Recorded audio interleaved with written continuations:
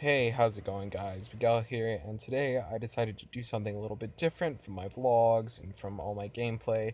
I decided to share a little bit of a personal scary story of mine. And I hope you guys enjoy.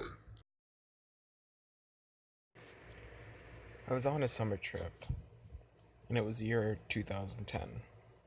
I was only 12, and that was the year that I believe Slender had come out. At this age, I was very fascinated with CreepyPastas and Slenderman himself, so I decided to look into some of the clips of the game. After reviewing the game, I felt pretty interested in learning more about this mythological creature. So I decided to do a little more research, and that's when it all started. One night, after a long day of researching him, I decided to go to bed at around 10 o'clock, which was early for me. But at this point, I didn't really care because I had spent all day researching more about this mythological creature that I had just heard of and was fascinated about. So I cuddled up into bed, quite comfortably, as a matter of fact, and I closed my eyes.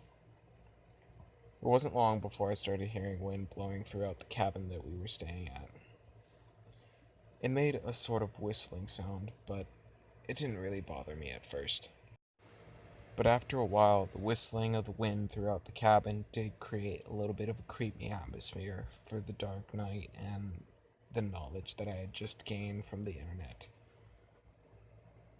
I realized that it was a little bit of a mistake to fill my head with all these fantasies and stories and fairy tales, I should say.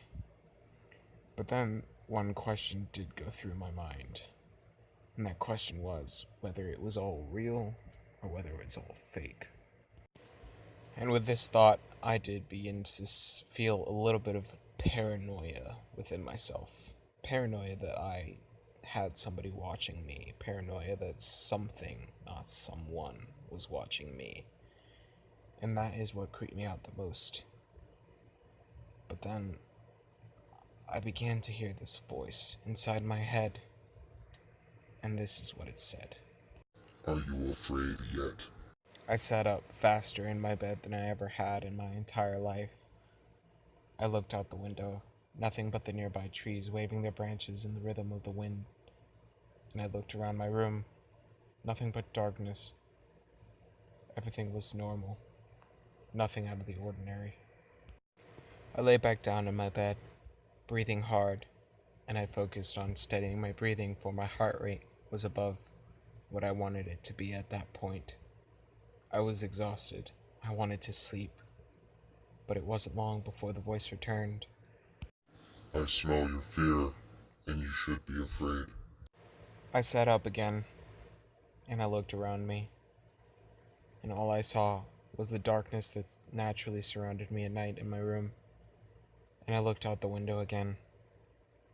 The shadows had formed differently than they had before. I saw a figure, an abnormally slender figure, with a head and its arms and its lengthy fingers going across the window pane. And that's when I decided to scream. I screamed as loud as I could, but it didn't seem like enough. He walked through the window and towards my bed. I found that I could not move, and he reached his hands out towards me. And then